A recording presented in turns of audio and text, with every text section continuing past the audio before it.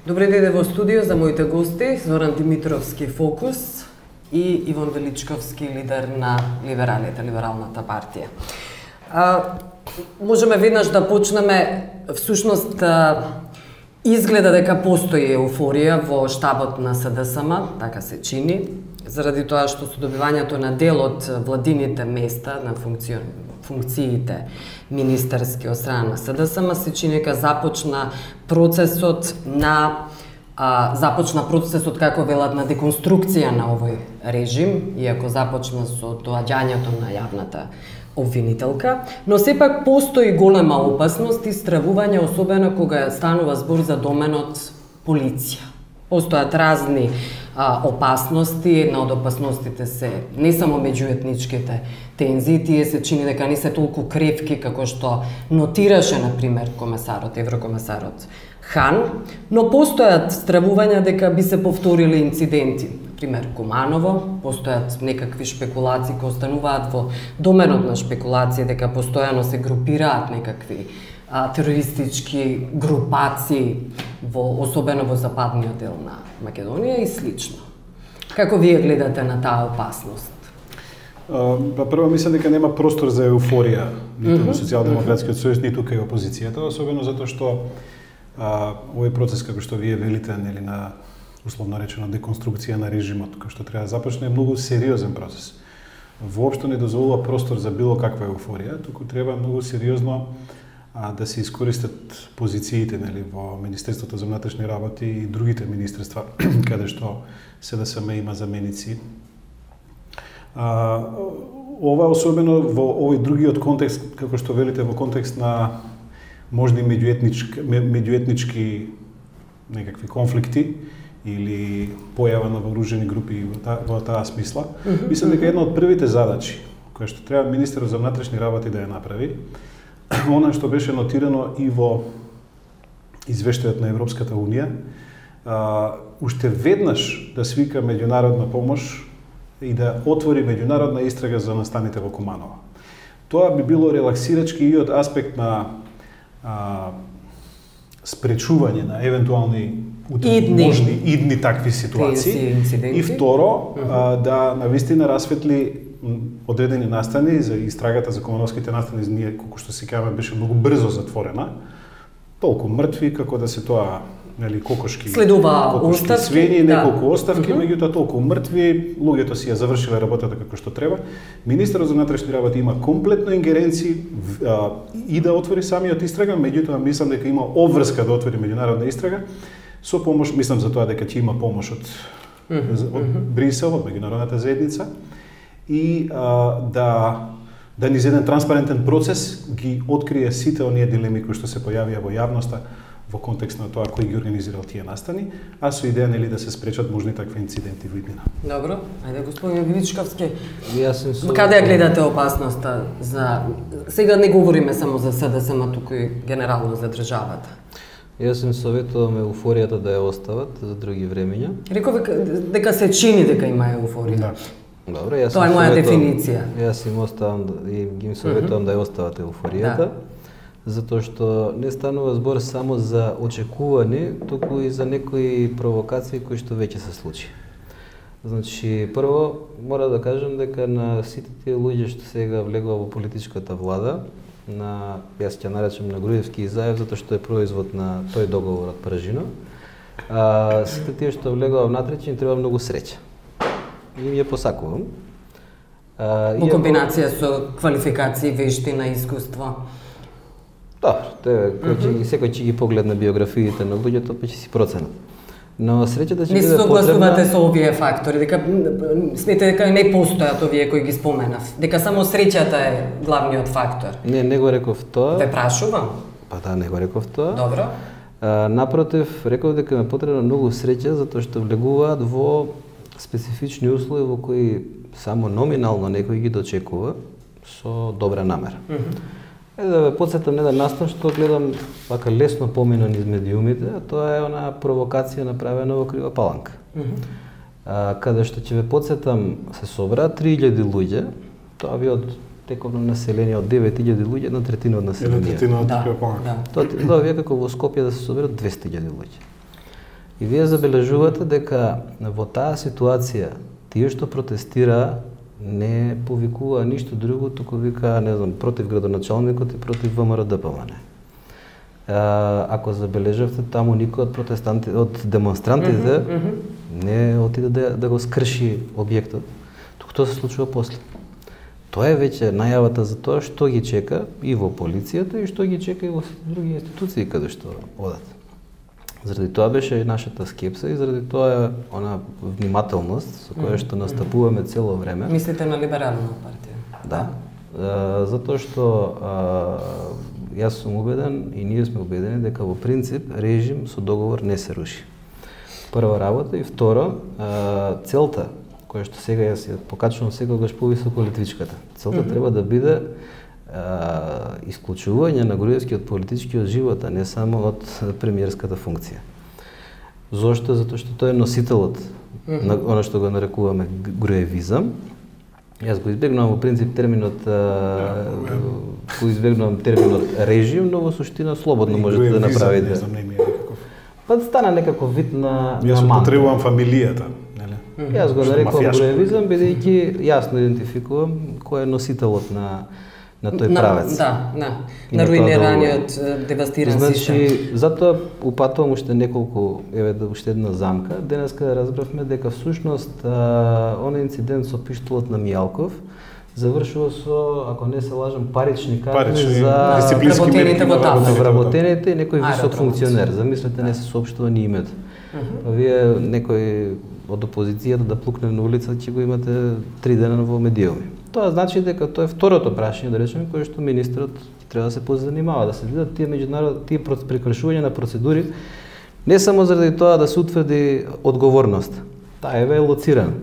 Тук треба да се види кои се системските пропусти, затоа што утре веројатно кој ќе се разбере ова пошироко, ја не знам кој нормален човек сака да лета од Скопскиот аеродром.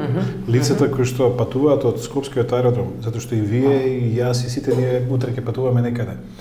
Мислам дека веќе скрининг процесите на другите светските аеродроми ќе бидат многу поинакви за луѓе кои што наоѓаат од тој аеродром. Особено можеби за функционери. Па и за функционери, ама и за јавни личности и така натаму. А што ви е гаранцијата дека утре нема да влезе некој од ВМРО-ДПМН, еднебно се еден пиштол, 2 ќе носи. Мислам, немајте сега, тоа се сериозни работи.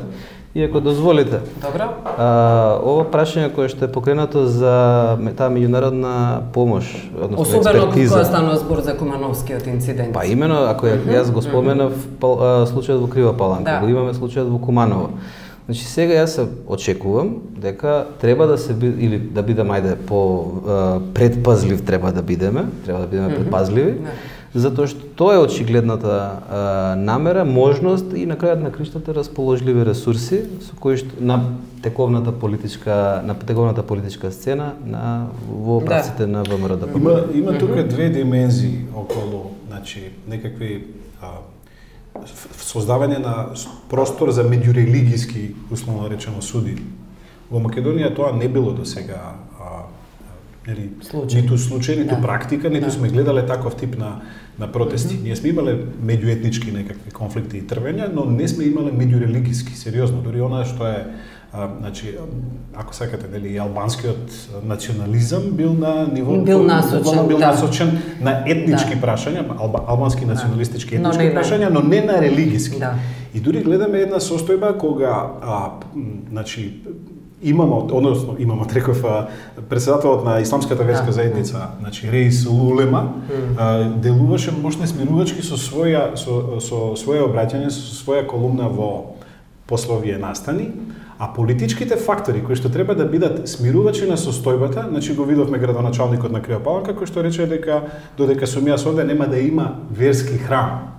Значи тоа е една страшна порака која ја гледаме, знаете што, ги наоѓаме врските на она што се случува во Европа денеска. Затоа што гледаме во овие земји на источна Европа, каде што не доаѓаат бегалциве, но тие ја одбиваат Европската унија, договорот, нели, кој што го склучи европските земји, да прифатат било какви бегалци затоа што се од исламска вероисповед. тие настани може многу лесно да се пресликаат овде. Словачка е пример. Словачка е еден таков пример. Денеска е Полска, Словачка, Чешка и така Словенија најави дека ќе гради ограда. Тука се уште не сакам да потсетам само една имаме пред неколку дена еден од главните геополитички советници на Путин објави една анализа, даде интервју за српска геополитика, во која што кажа дека овие балкански земји, откако Европа ќе почне да ги затвора границите, мислејќи на Германија, Австрија, па се до Хрватска, балканските земји ќе се соочат со сериозен прилив на бегалци, и дека тоа ќе придонесе за така наречени меѓурелигиски судири, можни меѓурелигиски судири. Ја претпоставувам дека тоа е можеби некаква стратегија на Путин, односно на неговите геополитички интереси на Балканот, но треба да сме свесни дека кај нас политичките фактори се тие што можат да доведат до таков тип на судири. Што гледаме дека верските фактори немаат влијание. Мене ми е жал што покрај Реисул Улема не излезе и Стефан, да речеме во јавност да каже што е спорно ако во одредена средина има, нели, да ја осуди оваа изјава. Муслимани за да има да ја осуди изјавата. Но пред се од политичките фактори се очекува јавно да излезат и да осудат таков тип на делување. Гледаме дека владеачката партија тоа не го прави, туку поспешува еден тип на судири кои што треба да бидат значи некаква создавање на некаква состојба на хаос за условно речено спас на владеачката фамилија. Да, но опозицијата дали тоа го стори? Не видов сериозно, ниту посериозни. Не видов ниту посериозни реакции. Кога веќе говориме. Баш заради тоа, значи го отворих ова прашање затоа што премолчувањето и отсуството на осуда е штетно и нормално дека либерал дека го осудувам. Вие го осудивте јавно? Да, и тоа го правам во моментот. Не предходно дали издававте некакво соопштение? Ако не се лажам, да, но морам да признам дека не бев тука викендот и затоа ја користам првата прилика ова и јавно да го кажам. Но видете што е интересно. Никој не сакаше да навлезе во суштината на оваа намештаljка што се обиди да ја направи ВМРО ДПМН и заради тоа ја вадам тука ова вистина да кажам на површина. Не се паланчаните, значи жителите на Крива Паланка за осуда. Обидот за политичка местенка од страна на ВМРО ДПМН треба да се лоцира и да се осуди и тоа го правам исто така. Сега, околу бегалската криза. Околу бегалската криза да ве потсетам за уште сакам уште две работи да ги споменам бидејќи го збориме МВР. Значи тоа што треба да се нотира во оваа вештачка хибридна ситуација на владата која што ја имаме денеска видите вие промената во министерската структура. Значи со промената на министерот за внатрешни до сегашниот станува заменик министер за внатрешни. Чавков. Сега погледнете во светот и кажете ми кај се случило министер за внатрешни работи да биде сменет и да стане заменик министер за внатрешни работи. ВМРО ДПМН да го прави тоа со повеќе министерства. Министрите заменици им стануваат и така. Оставете праксата на ВМРО ДПМН, фокусирајте се, не збориме за. Но што е поентата? Каде лежи поентата? Значи во основа министер се менува кога неговата мнозинство ќе изгуби на избори или кога не остварува одредена политичка функција и се трга од тоа место. И никогаш не завршува како втор човек на истото министерство. Тоа значи дека само дека полугите на контрола внатре во министерството се останати во основа на располагање на ВМРО ДПМН и заради тоа таа скепса која што ја кажувам мора да биде надмината и затоа сега момент за еуфорија сигурно не. И втора опасност, бидејќи ние немаме министер за миграции, што мислите на кого ќе падне сега менаџирањето на процес? Фала многу. Тоа се ризиците кои што треба да ги антиципирате кога преговарате и кога влегувате во нешто. Вие сте денеска, вие мислам, ние што сме во Селени. Току сега парламентарната опозиција е дел од владата. И природно, бидејќи со сите, како се вика, овластување ќе ги вршат задолженијата, следен кој што ќе треба да одговори на проблемите кои неминовно ќе се јавуваат. Имате граница, жица веќе се поставува нели во делови на границата меѓу Словенија и Хрватска. Унгарија веќе има. Значи, тој процес, тој притисок потоа на кого ќе падне?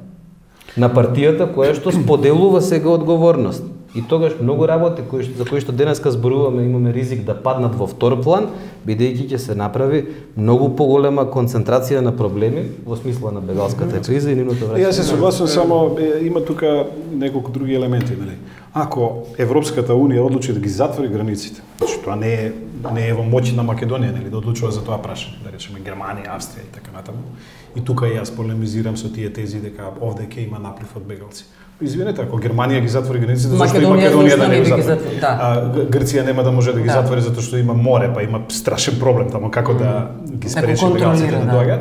Но тоа е тоа е сепак покрупен процес. Ние тука не може да влијаме. А од друга страна беше нели претседателот Иванов таму и презеде одредени обврски. Македонија треба да отвори нели некаков камп кај што треба да згрижува и така натаму. Но со месеци се најавува. Во секој случај, манипулацијата со бегалците може да биде дневно политичко прашање кое што би употребувало ВМРО у контекст на ВМРО ДПМН, во контекст на нели новиот министер за внатрешни работи. Но таму работите можат да се постават принципиелно, нели прво да се постапува од хуман аспект и второ да се владее теренот. Значи министерот за внатрешни работи ги има сите ингеренции над сите единици на МВР.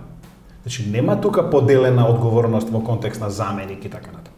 Тој мора од првиот ден да ги има буквално сите команданти на единици под негова команда. И тоа ќе мора многу сериозно да го сработи. Тоа е едно. Второ, сите началници кои што се по градовите. Исто така, таму е хиерархиски поставено. Тој не може само да ги смени шефот на ДБК и нели на јавната безбедност, но тие му одговараат нему. Може да им нареди, тие не смеат да одбијат наредба. Таму е хиерархиски систем. И велите дека ништо не може да излезе надвор од контрола, односно се би имал под контрола Оливер Спасовски како министер за внатрешни со Чавков како заменик. Па дури Чавков треба нели него да го слуша. Тој не е таму за... Но знаете при тоа дека и сте пишувале... Да. Знаете што? Дека во сите пори е навлизана власта, односно партијата. Ако некој сака да ви направи белја, не велам дека не може да ви направи, ако има механизми за тоа, ако располага со терен, ако располага со пара полициски структури од СГС или дури одредени делови од МВР кои што не знам утре евентуално да не може да ги контролира министерството. Министерот ја има јавноста како сојузник. Може во секој момент да алармира со што владее, а со што не владее, а каде не може да воспостави контрола. Што би значило тоа? Знаете што? Ја има јавност. Ризикот за тоа што ќе се случува во државата, сепак ја сноси на крајот и владата. Вие знаете Груевски вчера што рече, кога ги поставува нели министрите. И јас значи се надевам дека ќе работите нели како што треба според уставот и законите, а јас сум тука како премиер, нели и да ве контролирам и да ви укажам и така натаму. Па јас коментирав малку шеговито се да сам влезе во владата да ве контролира вас, а не вие да ги контролирате нив, но воспоставен е со договорот од Пржино на крајот на краиштата тој обостран систем на контрола. Велите ја има. Секое време да биде. Велите ја има јавноста, тоа мислите, предпоставувам акцентот го ставате на меѓународната заедница. Но таа не може постојано секојдневно да биде надвисната над сите значајни функционери или пак останати вработени во случај со МВР. Може ли една мала интервенција во смисла на тоа какви замки предстојат? Че велите СДСМ влезе во власта да го контролира ВМРО ДПМН. Да го контролира процесот на манипулација и така. Ми се допаѓа шеговитиот пристап. Сега, кога го зборуваме за демократија и за јавност, значи во земја во која што има демократија, јавност, владење на правото, опозицијата во собранието ја контролира власт. Се согласувам. Значи од тој момент кога више ги немаме овие механизми и врзивни ткива на една основни врзивни ткива на парламентарна демократија, не можеме да зборуваме за редовна нормална состојба. Натаму, јас воопшто не сум пучна во системот, апсолутно. на некој начин за да се врати во нормала. Идејата е нели да се нормализира системот. Добро, имало многу идеи во Македонија, не мора да значи дека ќе биде успешно. Не, да се надеваме дека ќе биде успешно, да тргнеме од тоа дека еве нешто ќе биде успешно во Македонија. Величковски е прилично скептик, тој постојано потсетува еве запишав режим со договор не се руши. Иако алтернативата би ја понудиле ли сега? Која е алтернативата? Ако не се Па ние сме зборувале со Иван неколку пати дека ново парламентарно мнозинство е најдоброто решение, но тоа е веќе концентрационата влада беше решение. И таа концентрациона влада не случајно јас гледам пак го премавнуваме дело, значи ние имавме потреба од тоа како да се ограничи, односно спречи политичкото живење на Груевски. А вака давањето можност да живее политички на апарати, тоа е веќе друга работа. Што знаете, може и да се опорави. Но при подавање рака и доаѓање до некаков договор морате да направите компромис. Вие сте политичар. Секогаш мора да биде тоа вин-вин ситуација. Не може сите ваши желби, интереси и принципи да бидат наметнати и прифатени од другата страна. Знаете зашто се работи? Добро, ако викате вие така, инаку јас знам земји во кои што велат дека, например, со терористи не се преговара, во нашиот случај бидејќи зборуваме политички, ние не би преговарали. Имаме процес, знаете што, имаме процес, нели, моралната и политичката одговорност владата на Груевски не ја прифати. Односно прифати за делот. Никола Тодоров ја прифати за моралната одговорност. Кога требаше политичката. А што ни значеше на моралната негова одговорност кога не поднесе нели политичка. Груевски прифати на дел од неколку функционери, тоа после Куманова, но својата политичка одговорност не ја прифати. Тоа не значи дека тој може да избега од правната одговорност, нели?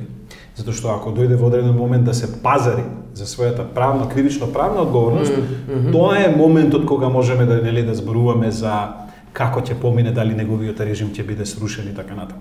Во овој момент тој се уште според договорот од Пржино, ја од почетокот зборувам, Груевски го спречува, го минира, го подкопува и така натаму договорот од Пржино. Но тоа е најдобрата гаранција и заштита за него докрај да го изведе процесот и на еден помек начин му дава излез од политичката криза, па му дава и излезна стратегија и за него. Тоа не кој смисол му дава излезна стратегија? Му дава излезна стратегија затоа што во спротивно, ако не го реализира, ако не продолжи да го реализира договорот докрај. Излезна стратегија веднаш може да биде сменет. Би можел да биде сменет, но во декември ќе биде сменет. Се предпоставува, се најавува дека би следела кривична пријава. Значи вака, која би резултирала исто така се најавува со евентуално негово процесуирање. Не можеме да гатаме, но можеме да предпоставиме врз основа на оние кривични пријави што ги поднесе опозицијата. Да. И таму има 4 сериозни кривични пријави колку што јас се сеќавам, токму за Никола Груевски.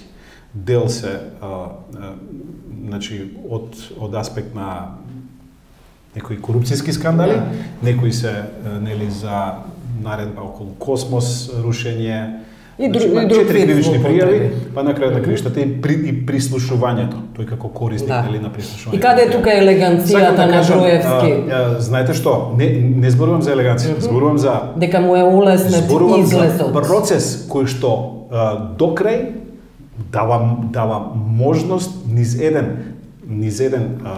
институционален процес докрај да биде изведен, па тој да се соочи нели со кривично правна одговорност и да му биде гарантирана презумпција на невиност и се разбира да одговара ако е невин, нели, да не биде осуден на затворска казна. Но ако се случи тој да го напушти процесот претходно, како што постоја нели опасности. Јас мислам дека нема да го напушти затоа што е тој свесен дека може многу брзо да му се случи нова парламентарно мнозинство од X причини, нели? Знаеме како ќе делува, затоа што ако го напушти процесот, Македонија ќе дојде, нели, видовме најави под некакви санкции, ако ги напушти евроатлантските интеграции како политичка опција, свесни сме дека не само затоа што Дуи кажа јавно нивните функционери дека ќе го стават прашањето за напуштање на владата. Тие постојано тоа го кажуваат. Ако постојано го кажуваат, мислам дека ќе дојде одреден момент кога не ќе можат веќе да останат во владата. Кога ќе им биде нарушен комплетно политички ритм и заради тоа Груевски тоа го знае и затоа ќе го тера процесот. Јас ова го прочитав како да најавувате дека би можела да биде договорена или колоквијално да се изразам испазарена амнестија со Груевски, дали со меѓународната заедница, дали со опозицијата. Па и јас така го разбрав воведот, но ајде да се вратиме. Но не мислевте на тоа. Не. Јас мислам дека тој ќе се обиде, затоа што нема друг избор. Добро. Да се вратиме на делот од тоа дали ќе биде испазарена или не, ќе го видиме од перформансите на Катица Јанева. Забележувате дека кога сите ја фалеа, ние молчевме, ние ќе фалиме кога сите ќе ја напаѓаат. Тоа е првата работа. А може би ќе ја напаѓаат со право, немате толку да бидете сигурни дека тогаш противно би реагирале. Кога ќе се поклопат процесите со аферата Маđar Telekom во други земји што се водат, нема. Но како и да е. Да тргнеме и од значи го издвои специјалниот јавен обвинител, токму од причина што сакам да дадам една илустрација. Груевски само сакаше, мислам, во изминатиот период да си го менаџира времето. Гледате на Катица Јанева и зема 2 месеци и 2 обвинителя. Го влечеше целокупниот процес, сега да заокружи. Има 12 обвинители, ке има 100 вработени. Може да преживее без това. Го влечеше, и тој и таа ќе преживеат и со едното и со другото. Туку губењето на времето. Да. Трошењето. Тоа е, да.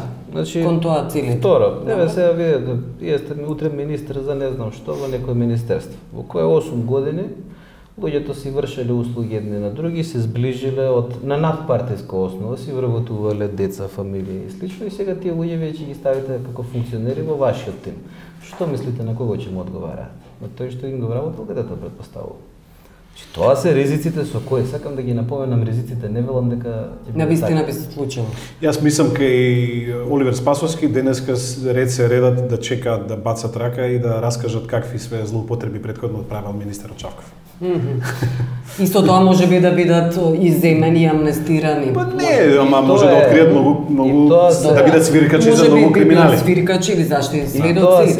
И тоа се дел од ризиците. Се што не е јавно, се што е нетранспарентно, на крај има ризик да биде злоупотребено. Но верувам дека тој, барем се надевам дека тој ќе усвоивме таков закон за кажува, ќе успее да таков, затоа што прво мора во институциите да за 6 месеци ќе ги видиме ефектите. Значи, еве уште едно одолжување кое што не ми се допаѓа, но во ред. И третата работа, на која што зашто издвоив повторно ќе кажам Јанева, па едно од основните задачи на министерот нема да биде веројатно да си го среди приуреди кабинетот, туку линкот кој што треба да се овозможи за лесен пристап и доставување на тие, така да кажем, на потребните материјали за натамошно процесуирање.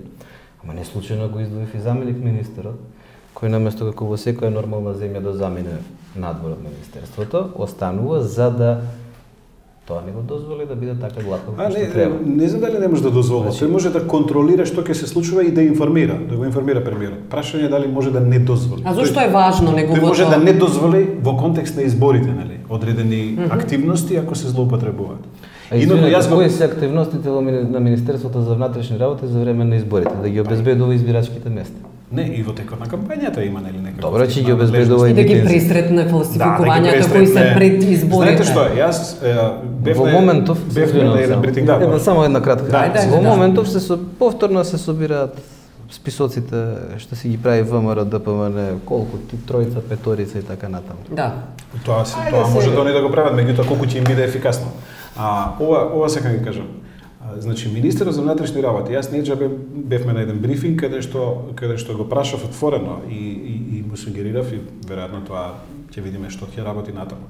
До тој првиот ден, значи може да го повика шефот на петата управа и да му рече дај ми комплетен список на сите прислушувани и нормално се што е употребено во системот и се што е злоупотребено. Вие мислите дека ќе се обидат да го излажат, да не му дадат вистински податоци? Освен ако софтверски нешто не е избришено, па да мора да се реконструира, нели? Но верувајте дека никој од вработените во Министерството на внатрешни работи, освен ако не сметаме дека се работи за една мафија која што функционира по некои стандарди, дека нели омерта, дека се што ми наредил Мијалков или Груевски ќе молчам, па у гроб тајната ќе ја ставам. Мислам дека напротив, ние имаме едно општество во кое што многу лесно луѓето кои доаѓаат нова власт ги напуштаат старите позиции. Да. Веќе има мирис на промена. Значи јас ако контактирате со министри, со претеници, тоа ќе го осетите тоа.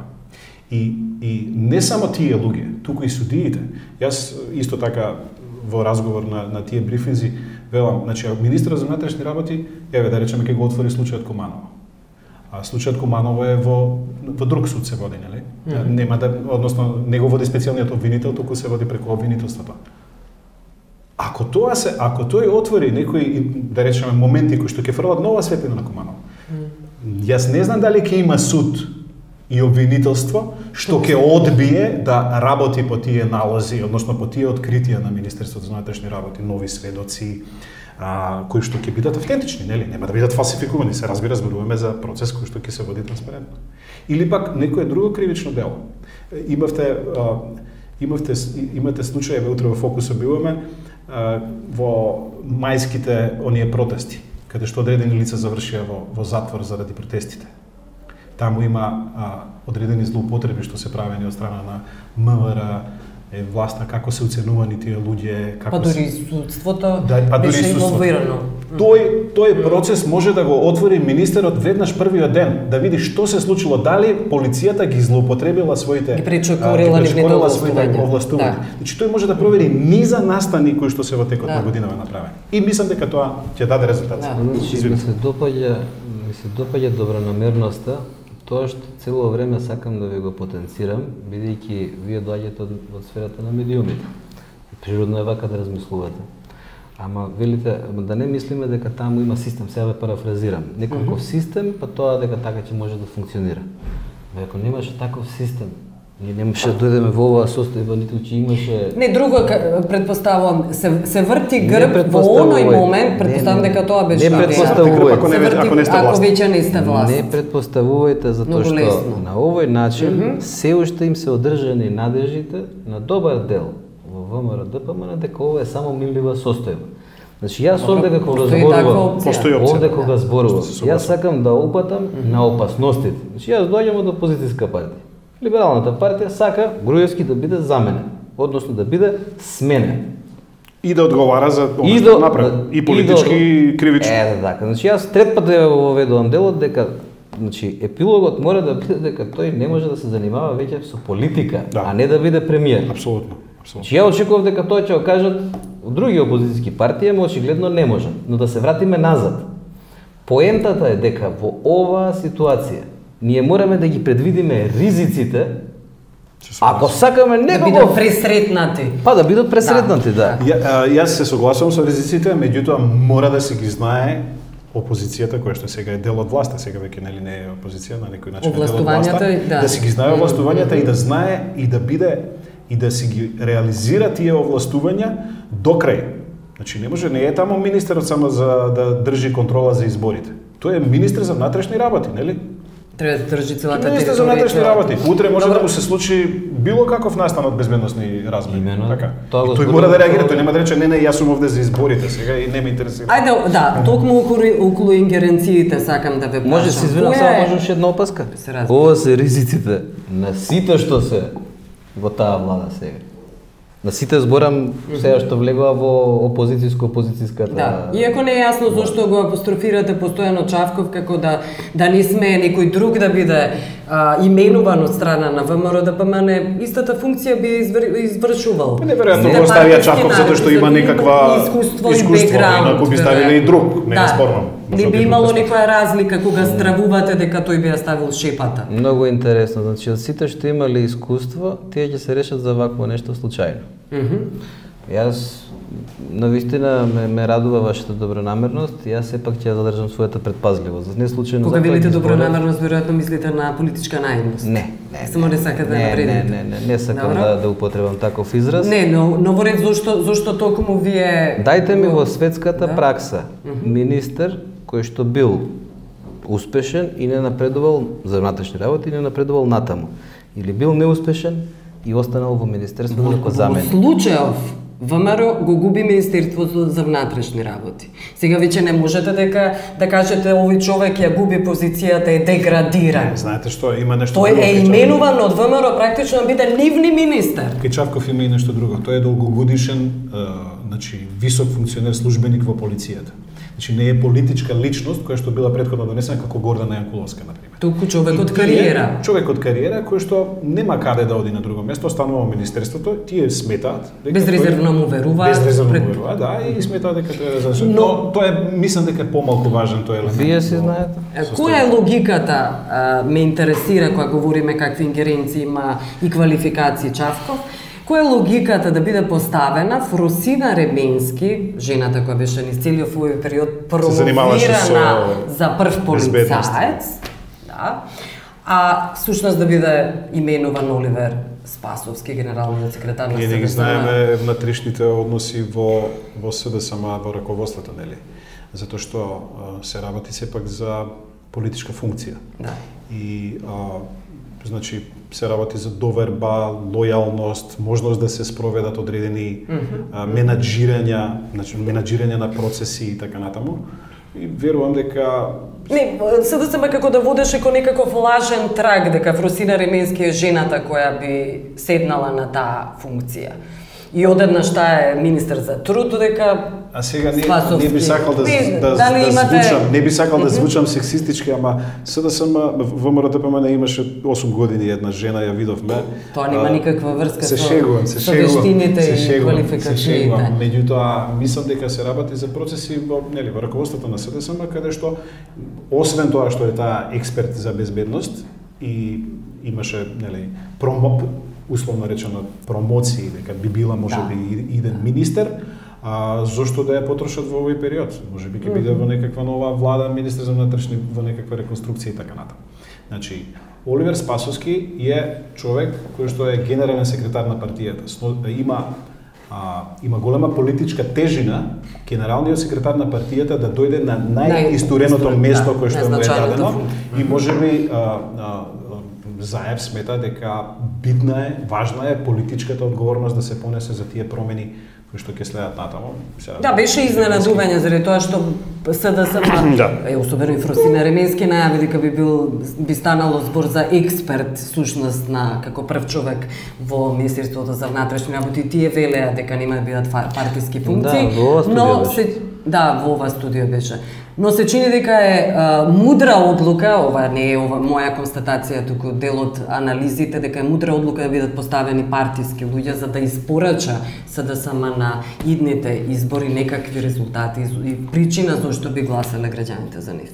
Господин Величковски. За да не бидам малициозен, јас само ќе кажам дека се надевам дека тие анализи се во право. Инаку промената во концептот, па промената во кадровската политика отвара многу прашања како што и вие ги отворивте. Имате ли анализа, односно одговор на некои од овие прашања? Знаете што јас би можел и ова да го кажам за Фросина Ременски. Она, значи, во Министерството за труд и социјала има исто така условно речено за работа за полиција, ако сакате. Затоа што таму во изминатиот период имавме страшни злоупотреби од социјални помоши до друг тип на социјални трансфери. Во секој министерство можете така да... Да, меѓутоа сакам да кажам дека тоа не значи оти таја како член на владата се разбира дека не може да помогне и во другиот безбедносен дел каде што ја има таа одговорност. Сепак се работи за политичка функција. Јас знам дека во принцип кога би водел кадровска политика која што се води, нели како што се води, ако најави одреден правец на движење, тој истиот би го терале. Затоа реков и ќе повторам, не сакам да бидам малициозен што се променило во концепциите и во кадровските политики, не знам, но многу е битно, значи, во водењето на таквата кадровска политика да се даде и впечатокот на конзистентност.